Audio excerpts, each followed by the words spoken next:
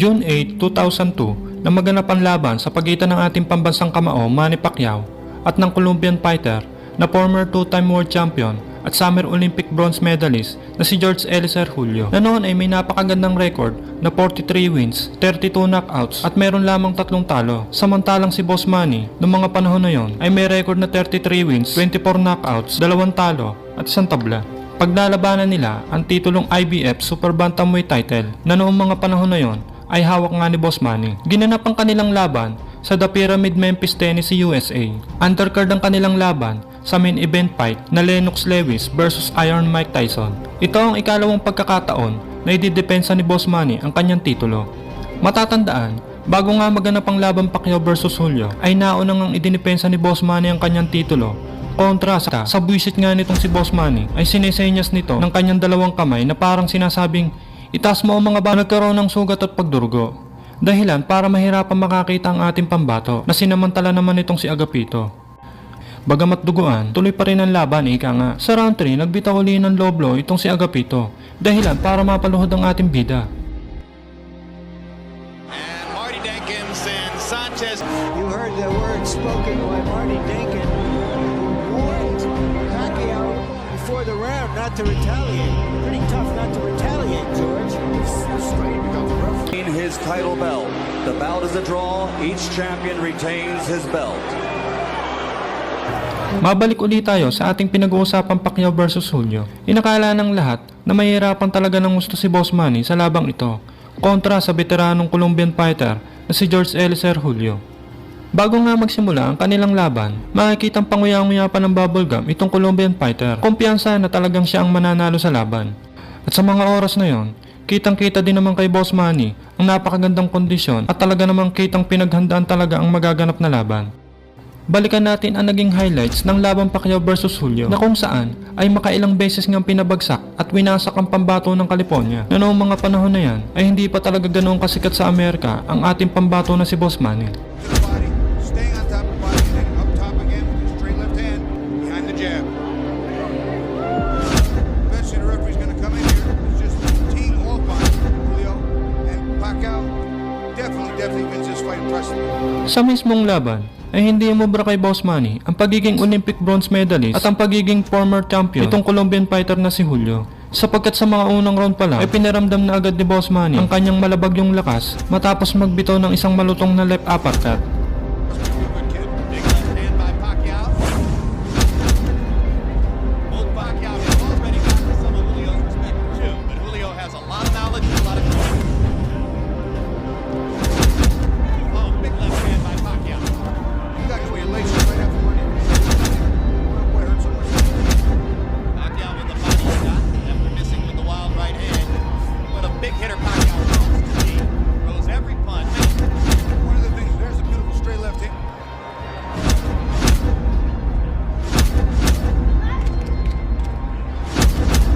You punch that hard as Pacquiao. Takes a lot of energy to start the punch. Oh, that's a huge left hand shot. And the right hand shot.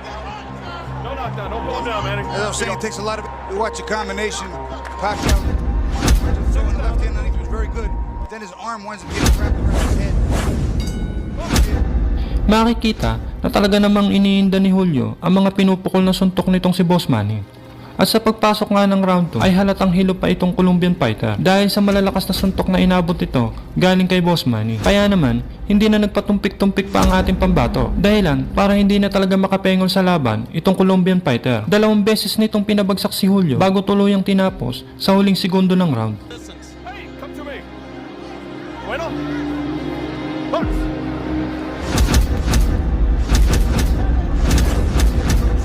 Behind the double jab and followed with the left hand. Did it twice in the second one. This is some prospect, Bobby. To me, he's every bit as exciting as Prince Nassim Hamed. He really is. He can punch. He can take a punch. He's aggressive. He loves to fight. Okay. Second knockdown of Julio. 3 knockdowns in effect.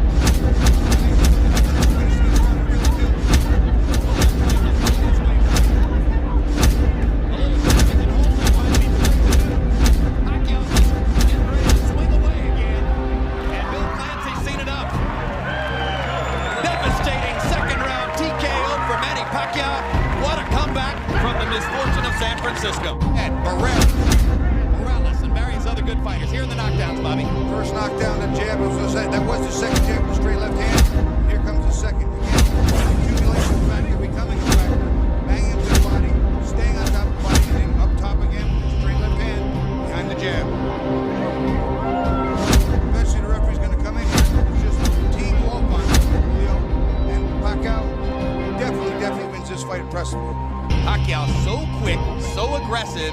At dahil nga sa panalong iyon, ay unti-unti nang nakilala ang ating pambansang kamao na si Boss Manny sa international na laban. Winner by TKO victory and still the IBF Junior Featherweight Champion of the World, Manny the Destroyer Pacquiao.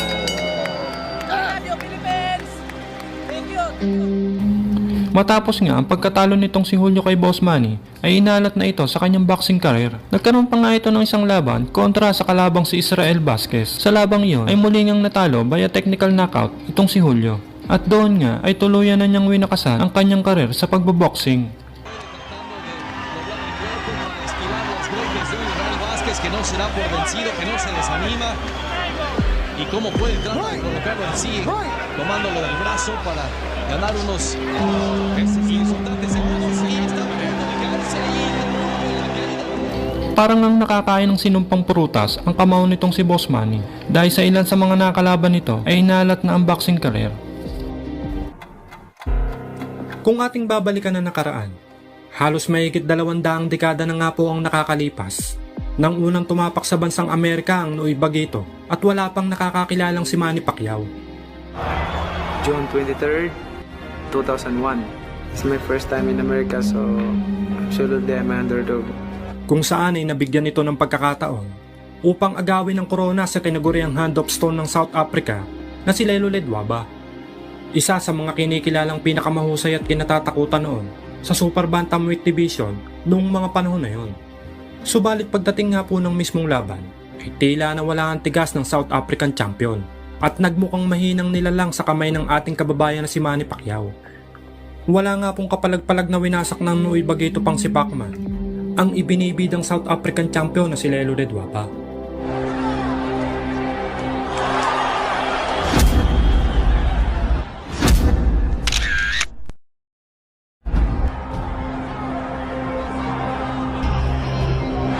At matapos nga po ang impresibong panalo kontra sa Afrikano, ay dito na nagsimulang lumabong ang karera ng ating bida.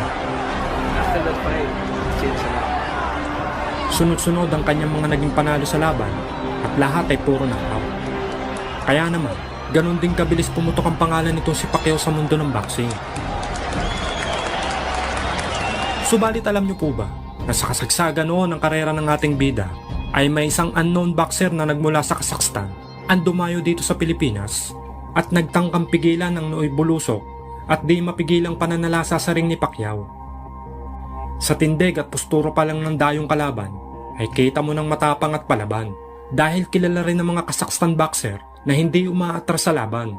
Patay kung patay, matira ang matibay. From Kazakhstan, and let's give a warm Philippine welcome for Serikzan Yeshmagambetov. Kaya naman panoorin natin ang makapigil hiningang bakbakan ng dalawang fighter. Simulan natin sa round 1. Pacquiao is a southpaw.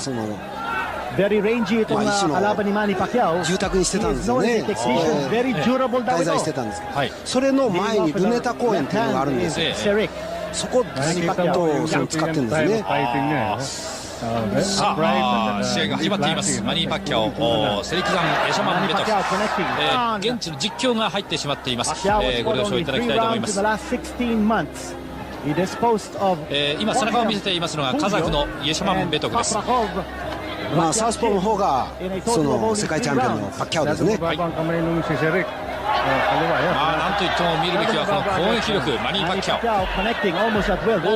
カザフ。セリクザン・イエシャマン・ベトフ、右ボディブローです。上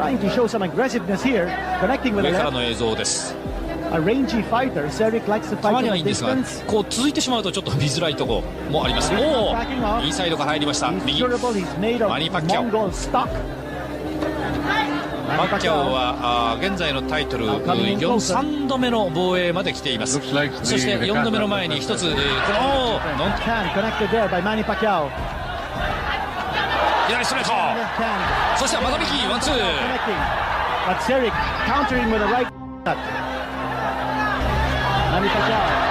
スピードありますね、浜さん。こういったやり方になるとパッキャオ本来の持ち味ですね、入っていってですね、それがまた連続して打つんですね。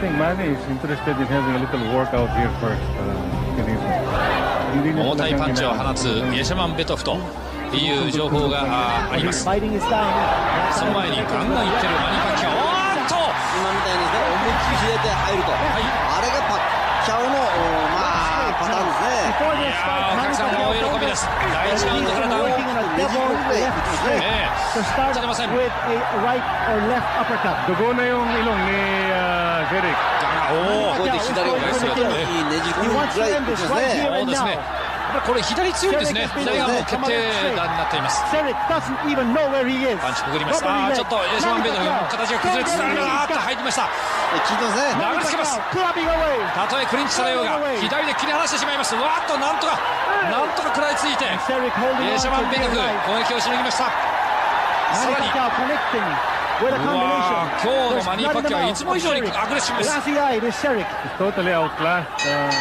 ゴングです。あっという間の3分間第1ラウンド終了しました。ダウンが今選手とか、この試合はハイライトでご覧いただいています。2ラウンド割愛させていただきます。第3ラウンドに入りました。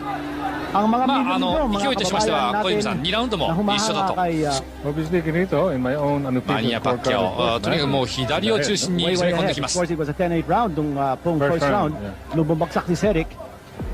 ち着いた表情を見せていますイェシャマンベトフもいますが、まだまだ勢いはパッキャオにあり、あまりにも会場が大きいので大きなビジョンも用意されています。これは当然の計らいかとは思いますけれども、公園全体を使っているようなそんなところです。左ストレート、もう一回いきます。とにかく左中心。パッキャオの浜さん攻略法として右左とします。どういう攻略法がまず思い浮かべパッキャオに対して振りが大きいですからね、雑なんですね。ですからディフェンスも今攻撃がディフェンスになってるわけです。これはなってますけど、パッキャオが打っていくところというのは迫力あるからみんな打ち返せないですけど、向こうはある意味で目のいい選手だったら打ち込めそうなところあるんですよね。とにかく勢いはどの選手を迎えてもご覧のような勢いを出します。だっていつもより若干攻撃的にも見えるんですが、先ほど第1ラウンドにはすでにもうダウンを1つ奪っています。もう小泉さん、このパッキャオというのはタイトル取る前からずっとこうなんですか。もうこのボクシングですね。じゃあもうかなりの勢いを、持ってデビューして、そしてチャンピオンに上り詰めたわけですね。ルイス・エスピノサがそのチャンピオンの時ですね、一緒によく練習したこともありますし、そうなんですか。カルロス・リオスとの5度よ太平洋タイトルマッチしたことありますね。じゃあ小泉さんはそれこそ本当によくご存知なわけで、ただそのよく打たせるんですよ、練習ではね。そのパンチはあるんですけどね。練習でかなりそうですか。という今の左打ちます。低く滑るように入ってきました、カザフのセリクザンイェシャマンベトフ。浜さん、このイェシャマンベトフどうですか。いや、やっぱり1回目にダウン取られましたからね、それから随分回復はしてきてるところがありますけど、ある意味では飲まれてるところあるんですよね。また続きます。その前に浜田さん、いやーとなんかおっしゃりかけましたね。それは何を言おうとしたんですか。とてもレジャバに勝てないだろうと思ってたんです。レジャバ評価高かったですもんね。ところが八方破れの左ストレートがですね、ものの見事に当たりましたもんね。八方破れマニー・パッキャオ第4ラウンドです。スタイルはこのノンタイトル戦でも一緒です。まさか3階級上げて体力通用すると思わなかったですね。そうですね、全く違和感ないですもんね。むしろ体重上げて一段と体力でもつきましたね。なるほど、本人にとっては良かった。especially kung wala namang ですから advantage. スーパーフライ、さらにはバンタム、スーパーバンタム3階級上ってるわけですね、上がってるわけですね。例えばですね、この選手の技術的欠点っていうのはですね、右のジャブ出した時に左のグローブっていうのは顎の横につけないといけないじゃないですか。ジャブ出した時に外側行ってもう真ん中開いてしまうんです。それがフライ級の時から治ってないんです。そうそう、あと右アッパーカット、ダウン、だから今打ちに行ってるところですよね。マニー・パッキャオなんとダウン、真ん中ストレートきましたね。その前に小さな一発もありました。そしてついにダウン、右をもらってしまいました。攻撃してるところはああいうところがあるんですね、パッキャオの場合は。今小泉がちょうどおっしゃっていたそんなところでしょうか。右を出した時に逆の手でですね、自分を守ってないんですよ、防御してないんですよ。アイチャンですね。さあ攻め込まれています。これは大変なことになりました。これはタイトルかかってませんけどもね、大事ウエイトも上がってるわけですけれども、これはちょっとそのチャンピオンの名前に傷がつきます。まだ十分時間あります。さあこれからがセリクザン・イェシャマンベトフ、力の見せ所です。ボディブのそのイェシャマンベトフ、言い忘れましたけども顔が随分腫れております。この左をいっぱいもらってます。お左当たりません。まだ効いてるんでしょう。当たればパンチも強いですよ。振りは速いですからね。そうですか。当たりません。でも当たりません。イェシャマンベトフもね、急にパンチが当たったもんでね、ちょっとやっぱり狙ってるっていうところがありますね。だから硬くなってるんですよ。当然狙いますでしょう。パッキャオがパンチを繰り出すうちに、なんとなく取り戻しつつあるようです。まもなく4ラウンド終了です。ああいうちょっとした休みがですね、やっぱり助かるんですよね。元気出ましたね、パッキャオ。元気いっぱい、元気回復しています。第4ラウンド終了しましたが、パッキャオダウン。ですね、攻撃してるとこの選手は攻撃力で勝ってますけどね、打たれる隙はたくさんあるんですね。攻撃第5ラウンドに入りました。これは試合として、面白みが出てまいりました。両選手がダウンを期しています。ダウンの取り合い、聞いた後のテープを外れて、直したところはパッキャオ割れましたね。あれだけで随分違うテープに救われました。パッキャオが側を上げてます。最初は上げてるんですけども、もともとガード高いんですね。打ってる時ですよね。オープンガードになりますから、気前が良くなってしまいます。マニー・パッキャオ、また始まりました。思い切りがいいですよね。技術的には決してそんなに優れた選手じゃないと思いますけど、パワーがありますよ。やっぱり一つ飛び抜けたものを持っていますとチャンピオンになります。マニー・パッキャオ、これは時たま自分を救いますが、あるいは時によっては相手を大いに助けてしまう時もあります。それ以上にファンの皆さんはちょっと水が入りまして、気が抜けてしまうものですが、おお、左の今のよろき方は浜田さん聞いてたんでしょうかね。うわ、お客さんすごいよ、大喜び、騒ぎをしています。1分20秒ありますからね。決まりそうですね、このラウンド。いきますいきます。とにかくもう左でどんどんいきます。一発当たればいいですね。踏みとどまれません。止めましたね。試合終了です。もうこれ以上やっても勝負ありだということでしょう。ラウンドラウン。Isa na nga po sa mga pinakamagandang naging laban ni Boss Manny at masasabing isa sa mga pinakamaksyong labang dumaan sa kanyang boxing career ay ang naging unang laban niya kontra sa legendary Mexican fighter na si Juan Manuel Marquez, na kung saan nga ay 3 beses ngang pinatumba ni Boss Manny sa round 1.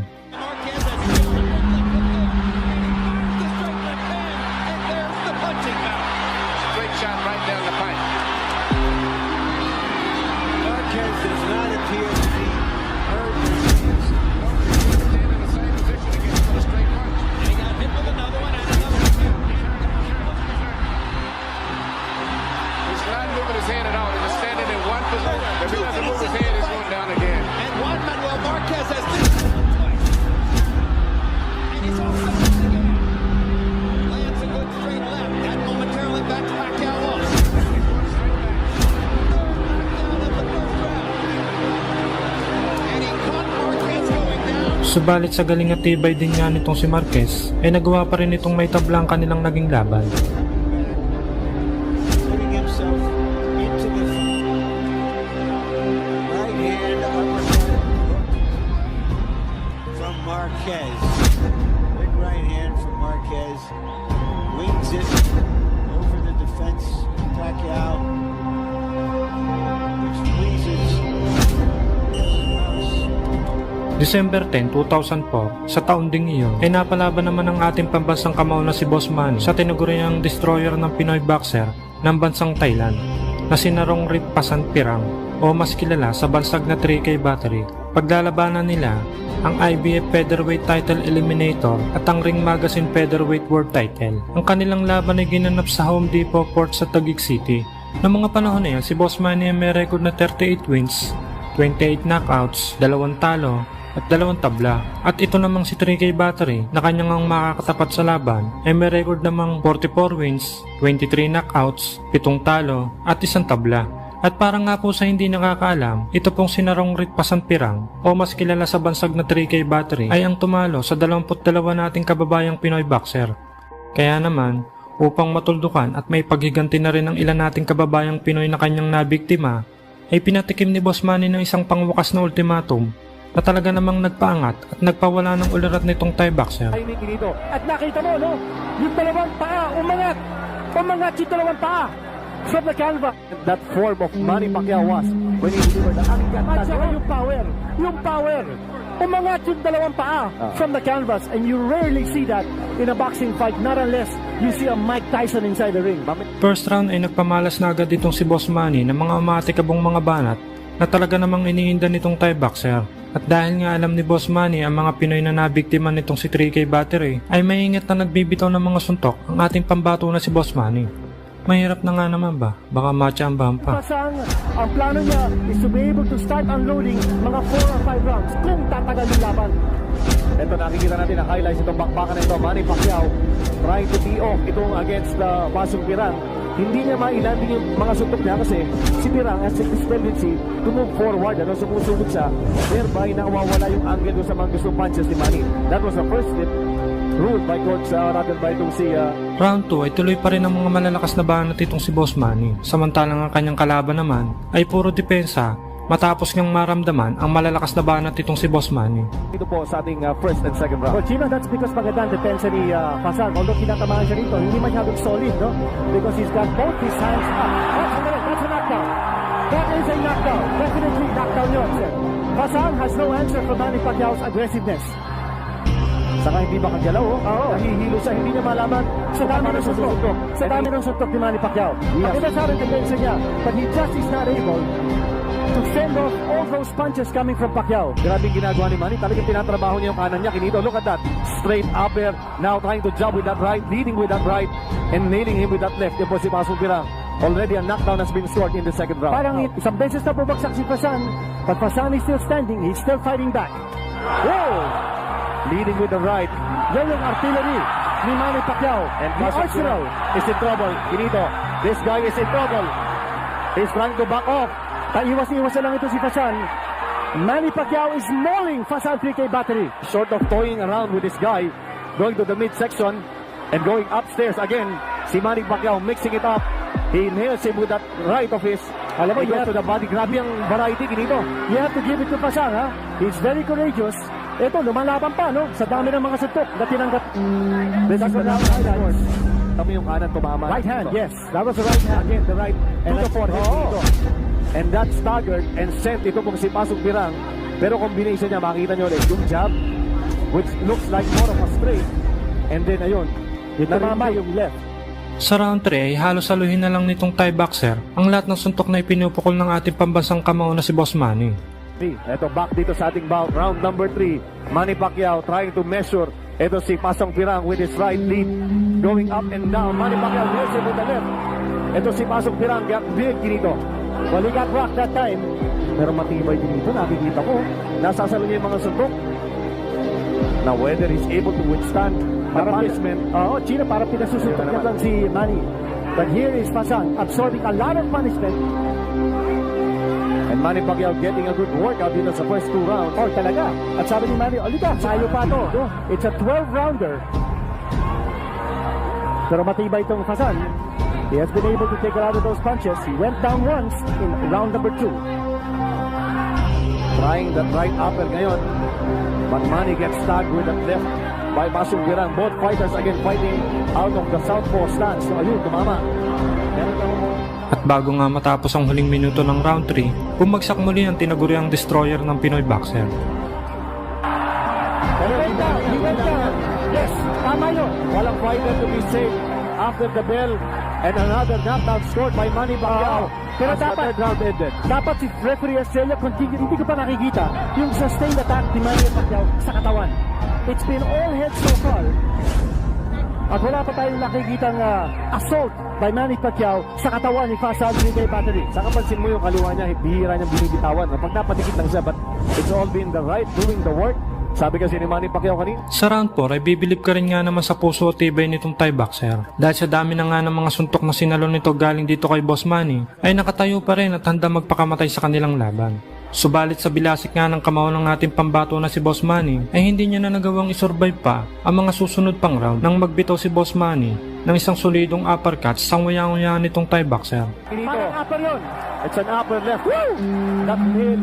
This is the third knockdown scored in this bout by Manny Pacquiao against Basong Birang. At sabi ni Fasan, okay, lalaban pa ako. One punch brought down Fasan in this round. Ito na naman. Goodbye. That's it. It's over. It's over. Manny Pacquiao, sensational knockout. Winner out. Sa lakas nga na suntok na tinamo nitong Thai boxer, makikita sa slow-mo na umangat ang dalawang paa nito sa ibabaw ng ring. Kanan, ito yung kanan, tapos ito na, pag nakita niya magtatago sa kanan, uli, ayan, natitingin ng kanan, ito yung kanan, ang ganda ng timing dito, at nakita mo, no, yung dalawang paa, umangat yung dalawang paa, so nagano ba? Dito nga ay tinanghal ng panalo si Boss Manny by a knockout.